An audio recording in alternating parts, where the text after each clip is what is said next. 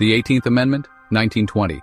A nation went dry, but the city always thirsts, and in the shadows opportunity bloomed darker than the forbidden whiskey it brewed. Men, once unremarkable, saw their chance. They became something else, something harder. Saloons shuttered, their ghosts lingering in the scent of stale beer and regret.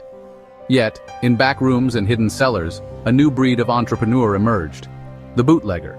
They trafficked in the outlawed, supplying speakeasies and private parties with the forbidden elixir. The risk was high, the profits higher, and with each clandestine deal, these outlaws grew bolder, their empires built on a foundation of illicit liquor and broken dreams. The streets, once patrolled by beat cops, became battlegrounds. Turf wars erupted as gangs vied for control of the lucrative liquor trade. Violence, a language understood by all, became commonplace. The rattle of Tommy guns, the echo of screams in the night, these became the soundtrack of the Roaring Twenties. Bootlegging was just the beginning. Power, once tasted, is a thirst no liquor can quench. These new kingpins, with their tailored suits and cold eyes, saw the potential in every vice. Gambling dens, brothels, rackets that squeezed honest businesses dry, all fueled by the insatiable appetites of a society that refused to be denied. Al Capone.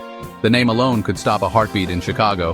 His empire, vast and ruthless, stretched from the city's blood-soaked streets to the halls of power, where corrupt officials turned a blind eye to his crimes in exchange for a taste of the profits. He was the embodiment of the era, charming, deadly, and seemingly untouchable. But Capone, like all emperors, was not immune to the whispers of rebellion. Rival gangs, sensing weakness, challenged his dominance. The streets became a chessboard, each move marked by bloodshed. The body count rose, a grim tally of ambition and betrayal. The staccato bark of the Thompson submachine gun, nicknamed the Chicago typewriter, became a chilling symbol of the era. Shootouts, once confined to the shadows, spilled onto crowded streets, innocent bystanders caught in the crossfire. The St. Valentine's Day Massacre, a brazen display of brutality that left 7 men dead, sent shockwaves through the nation. Newspapers, hungry for headlines, chronicled every bullet hole, every drop of blood. The public, both horrified and strangely captivated, devoured these tales of outlaw daring and bloody retribution. The gangsters, their faces plastered across front pages, became anti-heroes, their exploits whispered with a mix of fear and grudging admiration. The police, outgunned and outmaneuvered, seemed powerless to stem the tide of violence. Corruption ran deep, the lines between lawman and criminal blurred by bribes and threats. The very fabric of society seemed to be unraveling, held together only by the hope that someone, somewhere would rise to stop the carnage. The federal government, initially hesitant to intervene, could no longer ignore the chaos gripping the nation. The Bureau of Prohibition, led by the young and ambitious J. Edgar Hoover, was tasked with dismantling the criminal empires that had flourished under Prohibition.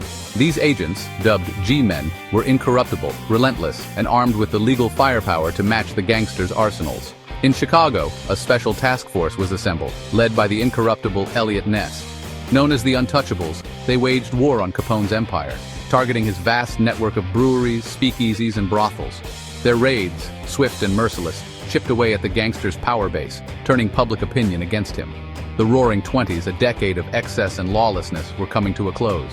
The stock market crash of 1929 dealt a blow to the gangsters' financial empires, and the repeal of Prohibition in 1933 stripped them of their most lucrative source of income. The era of the gangster was over, but their legacy, the scars of violence, the erosion of trust and authority, would linger for decades to come.